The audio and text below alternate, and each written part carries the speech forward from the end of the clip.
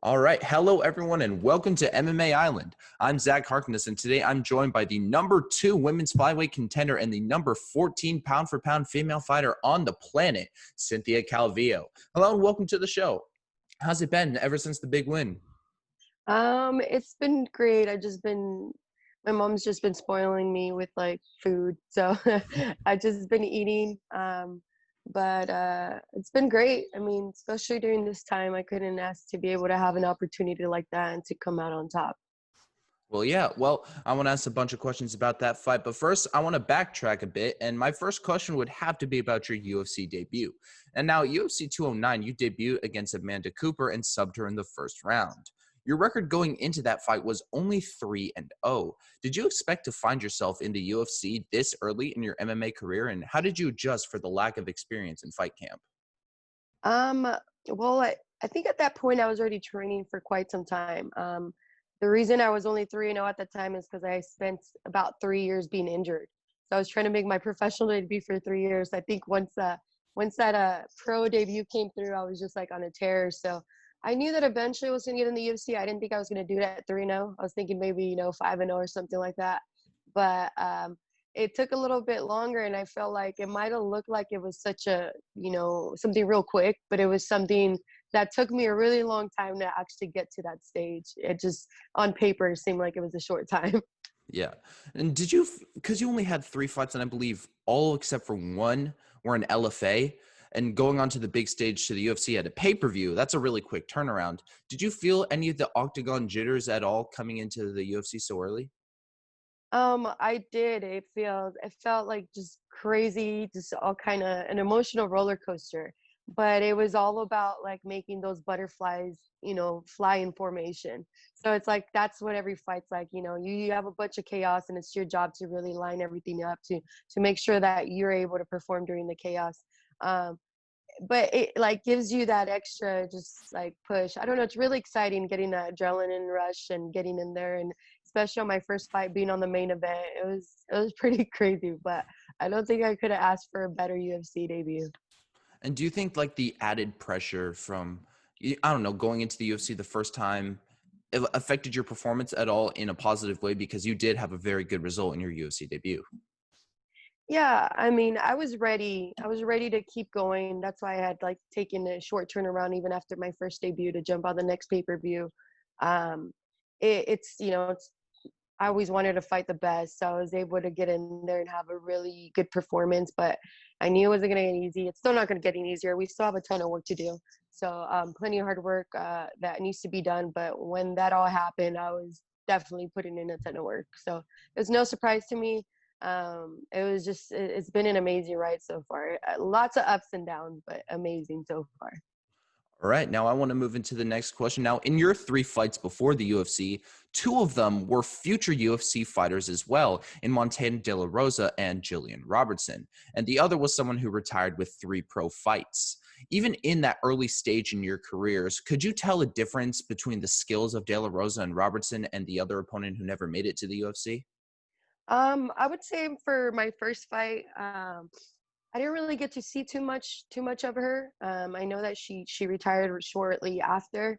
Um, but Jillian Robertson, I think she was still pretty seasoned. She actually has a lot of experience. So does Montana. I think I'm older than them, but I started late when it came to martial arts. So as far as the years put in, we probably all have around the same time.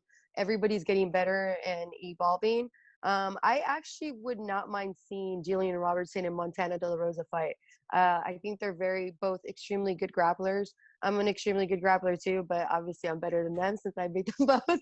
Uh, but I do think that they're better. If they climb up later on the ranks, I think that I might be facing either of them in the future, but we'll see what happens. I don't know. I think every fighter has their different challenges and stuff like that.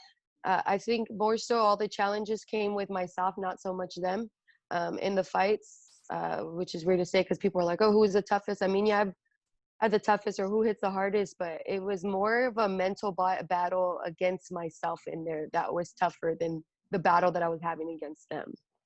Right. Now, you say that you started MMA pretty late. How did you find MMA itself, and why do you think you started later than Just a your second. peers? Okay. My mom left her phone out here. I forgot to turn the volume on. I got it. Okay, what was that again? I'm sorry. No, it's okay. So I said you said that you started MMA later than most. How did you find your way over to MMA, and what do you think caused you to start a bit later than most of your peers? You know, I've always enjoyed fighting. I think fighting and just watching boxing and just in general is something that a lot of my culture we love. Mexicans love boxing. You know, we're known for that. Uh, my brothers, you know, I could tell they're always into it and stuff like that. I was the youngest one. I was a bit of a tomboy, and I would just kind of like, you know, just watch everybody. And then also just growing up in the neighborhood that I grew up in, everybody just fights over here. It wasn't the best neighborhood, so I felt like it was a part of our culture for sure here. Um, and I started late because at the time, I never had an opportunity to really try any sports, and I just really wasn't happy at that one time. And I always wanted to try, I never got a chance to. And I finally stepped into the gym, and it just kind of all made sense. It was just kind of like the weirdest thing. I don't know how to explain it, but I never felt like I wanted to do anything else in my life. Even to this day, every time I go into the gym, I forget about everything else that's going outside. And I just, you know, I just fell in love with it. I just have not stopped since then, you know. So it's never too late to start something, and I'm proof of that. So a lot of the fighters I've talked to now, you included, say that boxing was like one of their first loves when it came to combat sports and what got them into MMA. Now, a lot of those fighters too also say that when they started MMA, they also expected they would become strikers, just like the boxers they used to watch on TV. So my question to you is, when did you really realize that you would be primarily a grappling based fighter? How far into your MMA training did you figure that out? I probably maybe after about a year and a half. I mean, I knew I was good at grappling, but I also thought that I was like, I could hit really hard. At that time, I didn't know how horrible my striking was either. So um, I was just like, I can hit really hard, you know? And my first amateur fight, I think I had it 1 year in, and I got a KO in the third round. And then my second fight was a TKO, you know? And then eventually, you know, I just started getting more of like being able to take girls down. And I was like, okay, I'm definitely a stronger grappler. I would say a lot of it had to do because my first coach that I had for jiu-jitsu, he had a really good came to jiu-jitsu. My first MMA coach was just kind of like free for all, just spar every day, you know, and just kind of made you tough. So it made me tough. So I was a really tough grappler. So that I think that's why I ended up being a better grappler than striker. But who knows? I think I'm just naturally too. Even after working with some better strikers, my grappling is always just trumped on everything. Yep. Now I want to move into the next question. Now, in 2017, you fought 5 times, including 4 of those times being in the UFC. Now, you've never fought more than twice in a year besides 2017. What prompted the constant activity? And do you prefer to be very active like that, or do you like to take a bunch of time in between your fights? No, I like to be active. I get really depressed if I don't have a fight or something lined up. Like it's my job. So it's like I need to have something to look forward to. If I have to sit around not knowing, I mean, nobody everybody will get stressed out on the unknown, you know. So for people who like sit around and do everything else, like, you know, they probably have a balance in life that they're interested in, but like I'm completely like invested in this fight, you know, fight game. And when I'm not doing it, I'm depressed. The only reasons why I had such a slow last 2 years is either because I had injuries or, you know, I had a suspension I had to deal with. And so it's not so much because I wanted to. If it was up to me, I'd fight 5 times a year if I could. I'd like that. I'd be the happiest for sure. So I'm still trying to make up for all of that. Obviously, we started this year pretty rocky with the pandemic. I didn't get to fight until halfway through the year. So I want to stay busy. I like fighting a lot. So would you say that you're a fighter that thrives on a quick turnaround? Yeah, I would say so. I think that I have a tendency of thriving through chaos. I feel like I end up having some of my best performances when they're short camps. And so it seems like you didn't take all that much damage in your last fight. So, like, realistically, in your perfect world, when do you fight again? I mean, I want to fight in August, but we might have to wait in September now that at first I think they were having trouble putting fights together, and now that the pandemic is just kind of, we're getting through it and fights are getting lined up, fighters are more they feel more safe about continuing and doing a fight camp. And so we'll see what happens, because if it's not in August, it's going to be in September for sure. All right. Now, I want to move into the next question. Now, you only have one loss in your entire career, and it was to Carla Esparza. Now, ever since then, you have not lost and shown very big improvements in your game. It's a common saying in MMA that you learn a lot from losses. What were your biggest learnings from the Esparza loss, and how have they reflected in your fights afterwards? I would say just like being the mental game. You know, I felt so good going into that fight. It was probably one of the best fight camps I've ever had. Now, just because everything goes perfect, you know, that means some things aren't going to go wrong. You know, it doesn't matter. And I had a game plan, and sometimes you go in there with the game plan and it's not working out, so you need to learn how to adapt. I didn't make the adaptations. I didn't make the adjustments. I had one plan set, and you know, it didn't go through. I was like, my goal in there was, I'm going to take this wrestler down and I'm going to beat her up in the ground. If she gets out of the first round, then I'm going to knock her out in the second or third round, because I was feeling really good about my striking and, you know, and the things that I was doing in training. But then before I knew it, you know, I looking back at the fight, I was kind of getting hit really dumb things. I felt like I lost that fight to myself, not so much because she was a better fighter than me. It's just because I was a young fighter. She was a veteran, so she won in that sense. So definitely learned a lot from that lesson. Don't ever think you're going to go in there and just walk you somewhere, because you might run out of time and the judges are going to side the other side. So that was definitely one of the biggest lessons I got out of that fight. All right. Now, speaking of another fight, now last December, you took on top prospect Marina Rodriguez and showed incredible resilience to score a 10-8 round in the third to score a draw. What did your corner say to you in between the second and third round, and how sure were you that you scored a 10-8 at the end of the fight?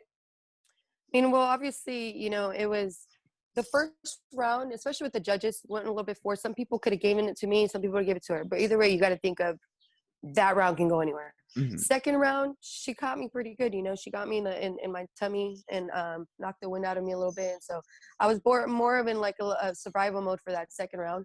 I don't think she like overly caused a lot of damage. I think I did a good job, just kind of, you know, using a lot of footwork and just kind of staying away from her going in for that kill. In between the second and third round, obviously, you know, if you have good coaches in your corner, they're going to tell you, hey, you're losing this fight. You better go out there and you better win. If you don't win this fight, you know, if you don't go out there and you get this finish, you're probably going to lose, you know, if it goes to the judges. So I had the mentality of like, you know, you got to go out there and just put everything on the line and throw it down, take her down. And man, I almost got her out of there, and then it just kind of slipped through my fingers. So that was another one. That was another crazy, probably worst fight camps I've ever had, but I did learn a lot about myself in the fight, because it did show me that at the end of the day, whether I didn't have full preparation, felt my best, that I still have the heart inside me to come back and fight. I remember. So Oh yeah. yeah, so that was definitely another big learning lesson for sure. I remember watching that fight, and I thought for sure there were like multiple points in that fight where in that third round that the fight could have been stopped. Did you think that same way too when you had her like punching her really hard on the ground? Do you think that fight could have been stopped at any minute? And were you kind of Uh, surprised that it wasn't? Absolutely. But I mean, when it comes to the refereeing, you know, some people do horrible jobs, but you know, everybody's going to make a mistake in their job. So it's like, you can't just hold them up against them, like hold it against them forever. I do know some judges, either some refs, they stop it too soon. Some of them let them take too much damage, you know. Definitely feel like it could have been stopped, but I'm not mad about it because it wasn't, you know. So sometimes things just play out the way they are, and it's a part of the journey. I think, like I said, I don't know how this would have affected me, or, you know, if I would have won that fight, like if that would have allowed me to like even be more lazier in my fight camp, like, oh, well, I can win a fight and have a, you know, even have a shitty camp, you know. So I think it was a good way to have that fight. I learned a lot by myself, and yeah, so the ref could have stopped it, but I'm glad he didn't, I guess. Now you say that I'm just curious about that. Now you say that Marina Rodriguez hit you really hard. I'm wondering who hits harder, her or Jessica I, because Jessica I is not really known for her power in mind, from just what I know. I would say Marina Rodriguez is definitely the better. She hits harder for sure. I don't think I've had anybody, I mean, had like hit me in my tummy. I must say that I was sick during that time. So, but because it was just weird. But I would say I would definitely probably fought the most from her. I don't know if it had to be. I mean, I'm not taking away from her. She's undefeated. She's an amazing, phenomenal striker, and she does hit really hard. But I'm usually pretty good about taking hits. So. Yeah, well, I want to move into the next question. And now, your most recent fight was your UFC flyweight debut, and you put on an excellent performance. How was the weight cut this time around, and what were the biggest changes you noticed in the cage between the divisions? Um, Man, I would say my conditioning, just like my mental aspect of like taking the stress off of like, is this going to affect me? I mean, although it's still kind of affecting me, as far as it being a 5 round fight, I was thinking about my conditioning a lot for this. And so, man, that was the biggest thing going in between, going to the fourth and fifth round and like just feeling like it was just a normal training day. Like I felt like fully fed. My body felt great. Although, it's not like we don't get fully fed and rehydrated at strawweight. It's still not my normal me because I had like spent a couple weeks trying to cut to that weight already. And I'm smaller. I feel like I get pushed around and at flyweight, I'm able to train all the way through, the fight week. And then on top of that, having the nutritionist at the PI, when fight week comes, it's like, I don't have to worry about anything. I just have to make it through those days, make sure I make it on weight and I show up. So it's ton of less stress and I'm a lot happier at flyweight. That's for sure. Well, the fighters that I've talked to that have moved divisions, moved up a division or moved down the division, say that the biggest things they notice at their heavier weight class is that they have a better chin and that they have more cardio. Was these things true for you?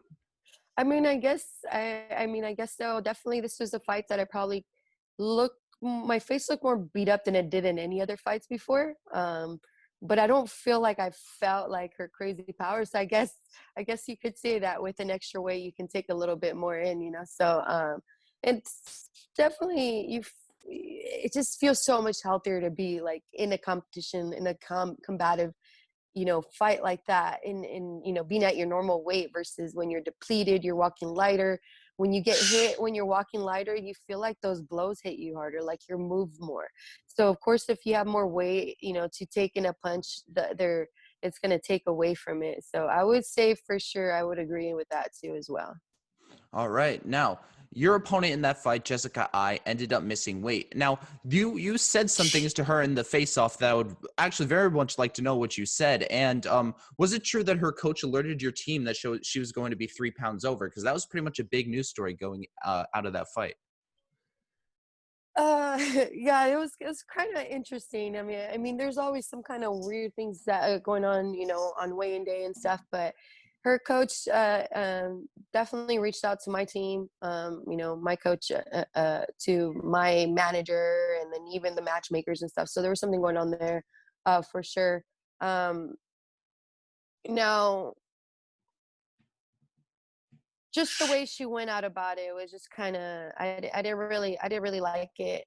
But as far as the face off, I didn't say anything. She actually came up to me. She said something to try to break the ice. It was just kind of weird, especially somebody who had just missed weight, and she looked like she seemed in a good mood for someone who had just missed weight. We went into the face off, and I thought it was I don't know, it's such a weird comment she said to break the ice. You can go back and watch it on like Dana's like page where the face off, because you can actually hear what she says, and it kind of caught me off guard. I was like, okay. She said, I wonder how many girls nipples are gonna be hard in these pictures for face offs. And I was like, what? Yes, and I was like, I guess it's pretty nipply in here. And then and then that was it. It was That the was most weirdest thing ever. during a face-off for a fight? It's a face-off fight. Yeah, that's what she did. I was just like, this girl's out of her mind. I don't know her weight cut, what's going on, but that's what she said to me. The weight cut craziness, I guess. Now, I want Yeah. to move into the next question. Joanne Calderwood is almost definitely going to get the next title shot against Valentina Shevchenko. So it seems like you have two options. You can pretty much either wait and fight the winner of Calderwood and Shevchenko, or fight Lauren Murphy, as that fight seems to be one that makes sense in the division. Which one sounds better, and Yeah, which option sounds more appealing to you at this I point? would do either of them, but I'm not gonna wait. So that my appealing option is whoever is next, as I can stay busy. Whether it be Lauren Murphy, of course, Joanne Calderwood's gonna be take that first, shot. She deserves it. She's been waiting. She got matched up. I don't ever want to take that away from her. I mean, we've seen things like that happen, especially when times that are champions are injured and stuff like that. I mean, I don't know what Joanne's going to do falling forward as long as, Valentina's able to fight her, but, definitely not going to step in the way of that, just yet. So whoever's next, whether it be Lauren Murphy or Caitlin, I'm open to either of them. Obviously, we want to continue fighting anybody who's going to be in the top 5 to keep me up in that title contention. But I want to stay busy. I want to fight at least 2 or 3 times this year. At least two, I hope. I mean, if it's 3, I would love it, but we'll see what we're able to take care of this year. All right. Now, this question comes from the fans out there on Reddit, and they want to know, did you feel a big strength difference between Jessica Ai and your past opponents, as people noticed her to be able to mitigate some of your ground attacks with just physical strength alone? If this is the case, how are you planning on mitigating it in future fights? You know what? Honestly, surprisingly, like I didn't feel like I mean, that strong. She kept holding on to my gloves a lot. I mean, I feel like if she was that much stronger, she would have been able to like out grapple me and maybe get out of some of those things. But I'm also a really good grappler. I have a tendency of making people who are pretty decent grapplers look like crap. I just can do that. So it just but it also looks it looks like it's pretty basic stuff, but I just have really good control. I would say with Jessica, I was actually kind of surprised. I feel like that was not the best Jessica that we've seen in there. She's always gonna be a fighter. She's gonna be tough as nails. That's one of her things. She's a great striker. I think overall she's a great fighter.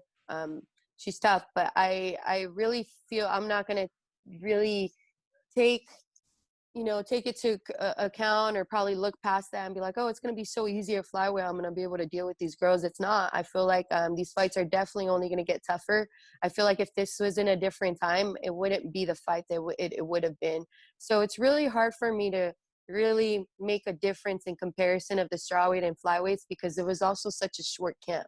It wasn't, we're still fighters. We're going to show up, but I don't think that was the best Jessica I don't think that was the best me in there as well. So I'm still looking to see. I want to get in a couple fights in there with all the flyweights up there at that weight class and really see the difference in it. But I don't think I'm going to have much of a trouble there with the strength. Do you think the smaller cage in the UFC Apex Center, which is 25 feet compared to the normal 30, played any difference in the game? Do you think it helped you or hindered you? No, I like it because I think it just allows for less separation, more engagement. I think it was still plenty of room for you to practice your footwork and stuff like that. I actually did not mind it at all. I liked it a lot more than fighting in the bigger cage because it does push the action. All right. Now, you recently made the camp switch from Team Alpha Male to AKA. What do you think the biggest changes in your game have been from the camp switch, and what is it like to train with DC? Um, it's actually been really tough for me to even really even talk about that as far as because the gym's been closed. I haven't been able to get a real feel for it. When I first moved out here, I was splitting my fight camps. I was only doing 3 days a week out here. And at that time, DC was in fighting, he was more focusing on his high school wrestling team. And Khabib was actually in the gym getting ready for his fight against Ferguson before the pandemic. And then boom, 2 weeks in, everything shuts down. It's crazy. I didn't have anywhere to train. I was training outside, but I still kept in contact with one of my coaches. I had just started working with at AK, which is Ron Kessler, and he coaches a lot of the fighters there at AK. He's amazing. He's super smart, and he's been super reliable. So I've had about 2 or 3 people that have been around me that had helped me throughout this fight camp. That have been really helped. They're from here. It's my hometown. That was probably been the best thing to be able to be there here with family, especially during this time. I love all the people that they have at the team. It's so huge. That team's been around for probably one of the oldest, teams in MMA, like for sure, hands down.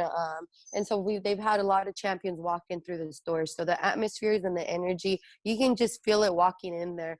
I've been through to a couple of high level gyms, but I really enjoy being here in San Jose. DC just started getting back into the gym. I've been there for I started training this past week. This week I just started training my first week back, and it's cool. It's cool to be in there. The team's kind of starting to get back in there with the fights lining up. But I'm excited to really get the whole feel once the gym's back open with the whole team. But right now it's like at a very small capacity, so I'm yet to really get the full feel for it. Now, based off of what you know from the shorter fight camp at AK and everything, what parts of your MMA game do you think are going to develop the most during your time there?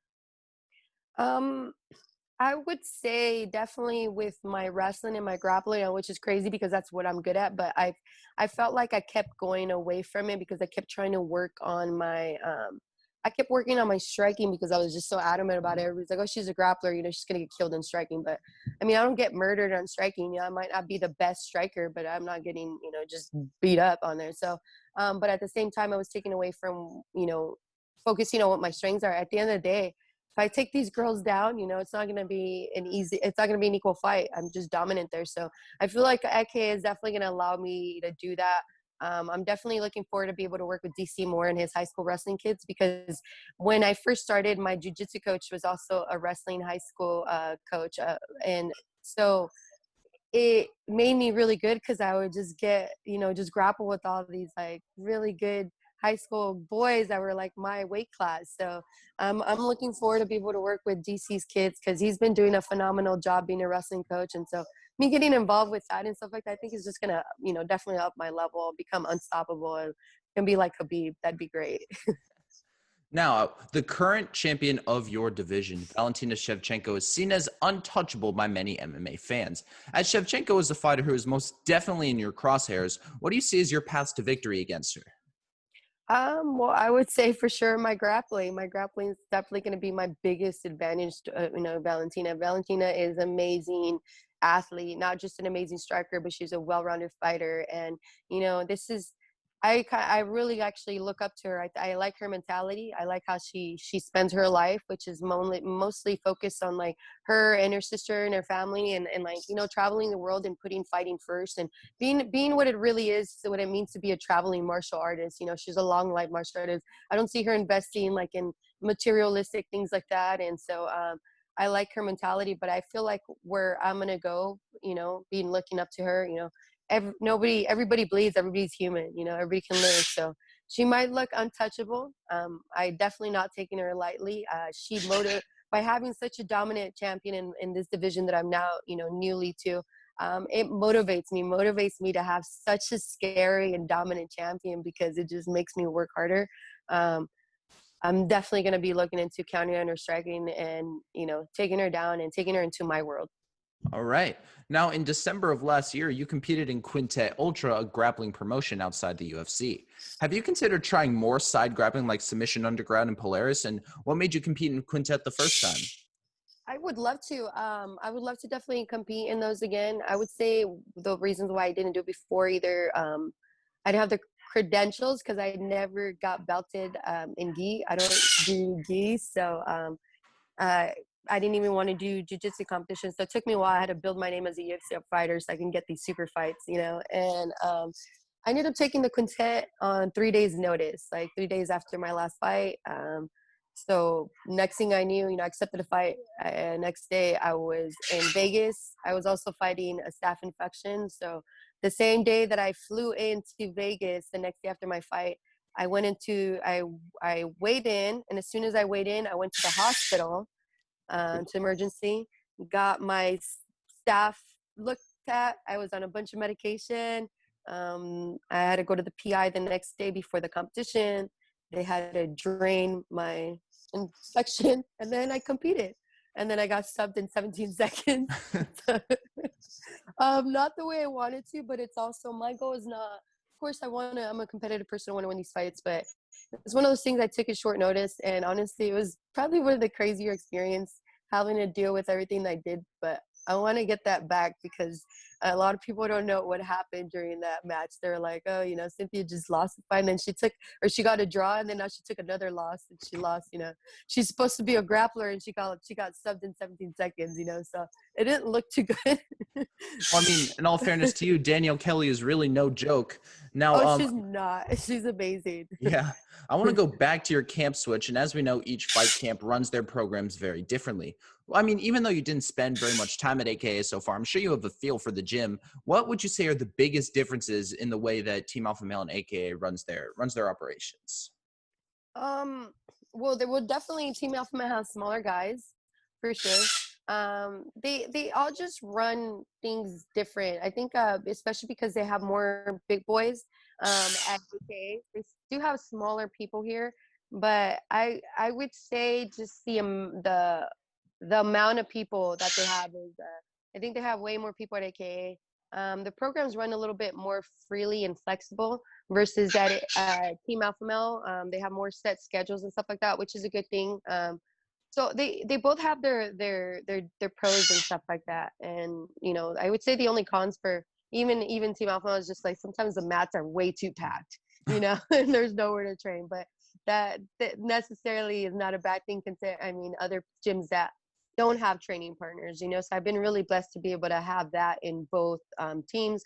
They're both teams that have amazing wrestlers, which is going to be a plus for me. And I'd say also the only other difference is being super close to my family. That's another big plus. I'm back in my hometown and I get to be with my family. Did you get to work with Javier Mendes in your camp there at all? He's definitely there. He's overseeing a lot of it. For me, it takes me a little bit while to get adjusted with the coaches. I kind of like tippy toe a little bit. I had such a hard time when I left my last team at Team Alpha Male that I'm kind of being really careful with just the way things are I'm dealing with stuff. He's there. He's overseeing it. He's always giving me a lot of advice. He's watching all the training and stuff like that. I'm not sure if maybe later in the future we'll get to work together, but for this camp, we didn't really get to work at all. But he was still there. He's still the boss there at the gym. Well, now when you originally told the UFC that you wanted to move up to flyweight, did they offer you any other fighters before the number one contender at the time? And if so, who else did they offer you? Yeah, they were definitely wanting me to move up to flyweight, for sure. That was ultimately a decision I had to make, but they definitely wanted me to move to flyweight. I do think that the flyweight obviously needs a little bit more spice, so I think they were excited to make me move up there. I was originally actually scheduled to fight Antonina Shevchenko for my flyweight debut. But it ended up not happening because of COVID. The gym closed, so the fight got canceled. Eventually, it was supposed to be scheduled for April 18th. So at that time, I couldn't follow through with the fight, even when they had rescheduled it again later. She ended up getting rescheduled with Caitlin Chinoogan. And then shortly after that fight, the gym opened for me. So once I got back into the gym, that's when I was like, man, all these flyweights are getting matched up. And I want to fight hopefully in July. I don't want to miss out on getting a top 10 fighter who's available. I'm like, everybody's matched up. Well, there was only two fighters that were not, and one was Jessica, and the other one was Jennifer Amaya. And Jennifer Amaya being though she was in Brazil, so I was like, we didn't know how at that time, either how fighting international fighters, but so I, saw my shot and I shot it. I messaged my manager and I was like, hey, does Jessica have a fight? She doesn't have something to fight for July. I would let the fight her in July. He's like, I don't think so. Let me message the matchmaker.